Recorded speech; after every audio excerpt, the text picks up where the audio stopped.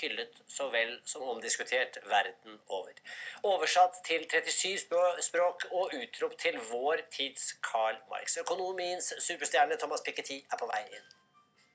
Tillsammans med ett internationellt forskarnätverk har Piketty mödosamt kartlagt förmögenheter och inkomster i västvärlden ända sedan 1700-talet. The book is called Capital in the 21st Century by the French economist Thomas Piketty.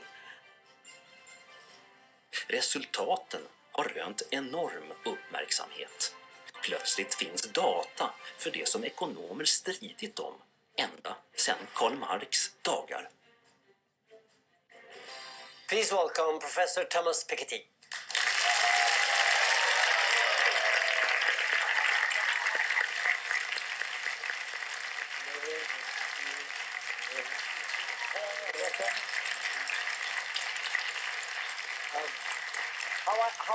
I wish I could do this in French.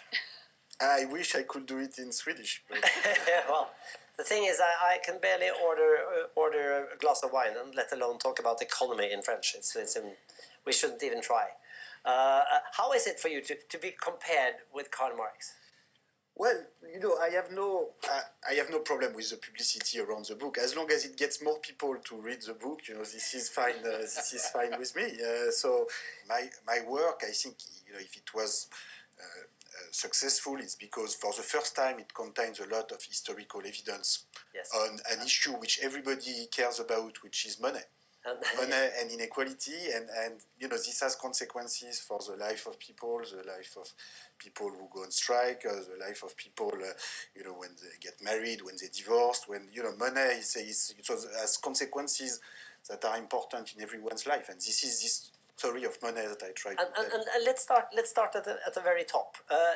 Based on these data and based on the facts, who owns the world today? Well, if you look at the world level, it is true that today, you know, the estimate we have is that the top 1% wealth holders in the world will own around half of the world's total wealth, and the bottom 50% would own, you know, less than 5%, probably less than 2%, 1%.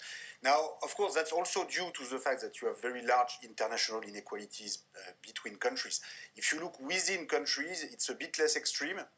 And it used to be even more unequal. You know, you take a country like Sweden or France. A century ago, the top 1% of the population would own over 60% of total wealth.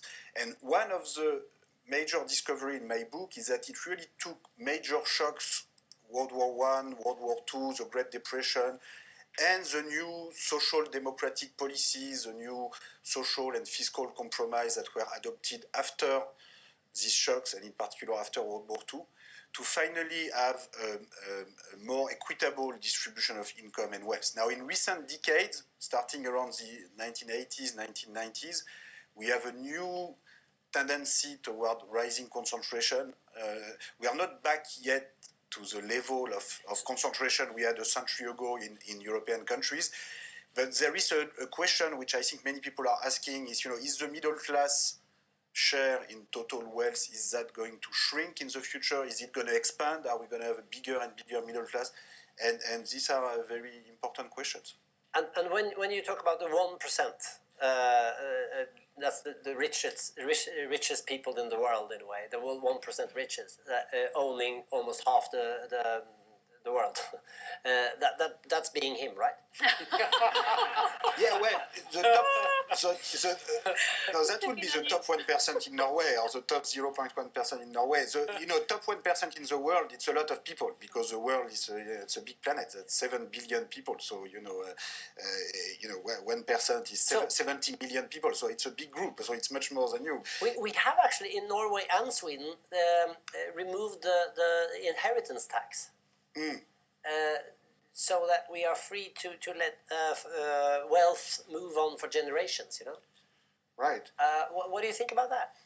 Well, you know, the problem is that at the same time you have a very high total tax burden. So you have to tax someone, and in practice you have very high consumption tax, you have very high tax on labor income.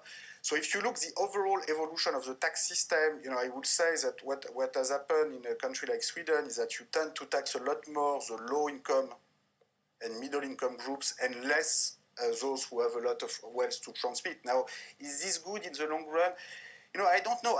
I'm not saying we should tax inheritance at 100%, but 0%, this is really very small. And if you look at other countries in Europe, you look at countries like Germany, Britain, you look at the US, look at France, you always have an inheritance tax in these countries, and the top rate on very large inheritance, I'm not talking of a few 100,000 euros, but if you leave tens of millions of euros, the top rate in all of these countries right now is about 40%, sometimes 35, sometimes 45.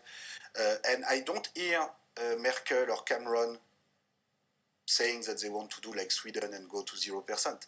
And these are not very, very left-wing politicians. These are center-right. In the US, I don't hear that. They have a 40% top tax rate on inheritance. In Japan, they just raised it to 55. It used to be 45. So I'm just saying that 0%. Look, there's one country in Europe, a large country, which is Italy under Berlusconi, which put it at 0%. They have the same. Oh, yes. So this is the only country, with Sweden. So if I look at large countries in Europe. Now, of course, there's maybe one reason in Sweden for doing that is that you feel that as a relatively small, open economy, you have strong competition with Norway, with Finland, with Denmark, so you have no other choice. I understand this argument. Now the problem is that if you do that, and if you do the same for corporate tax, and you end up with a 0% corporate tax with the same argument, and then at some point to pay for your schools and your social system, you will have to overtax someone, and this someone will be the taxpayers who cannot move. I totally agree with you, but on the other hand, I totally agree. And take as an example, I'm not even among the 20 highest paid in Norwegian. A lot of pilots are earn more than I pay. That's the paycheck, right? That's a paycheck, but if you start, then you have the shares. But the shares, okay. But then again, I pay 10 times as much tax as I earn. Correct? Is it you pay 10 times as much tax as you earn? So you pay a 90% tax rate? No. I paid 1,000% tax rate. So what I have to do, I have to sell off things, of course, out of the things that you create. Is it right or wrong? But, so what's your tax rate as a fraction of your wealth? Tell us, what's your wealth, what's your tax? I have wealth tax. I have wealth tax. So what's your wealth, how much is your wealth, and how much is your tax each year? So that we can I pay 10 times what I have in total income. But you're not answering my question. So how much is your wealth? Your net wealth today? And my net worth depends on the shares, on the value of the shares. Okay, with the market value of today. Then I'm on the shares are going down to the strike, so no, I'm on the wrong side. I'm asking you for a number. I'm asking you for a number. No, but it's negative for this year. It's been negative, but I still pay 10 times. Your net worth is negative. No, but the value has gone down. I understand it has gone down, but what is this value now? Then I have to multiply with the share. Roughly. To say it another way, I don't care about what I would. You were talking about your tax. I don't. What I care about is you should have a payback on the what you do. I'm just trying to get a sense of what's your wealth, what's your tax, so that we can all have a sense of what's going on. I don't know what's the